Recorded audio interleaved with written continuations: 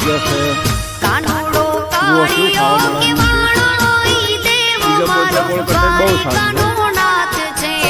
બધું જ કાનુડો ખાવા પીવાનું બધું મળી કાળિયો કેવાળો ઈ દેવ મારો દ્વારિકાનો નાથ છે.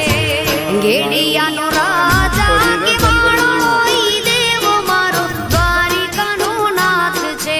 હે ઈ દેવ મારો દ્વારિકાનો નાથ છે.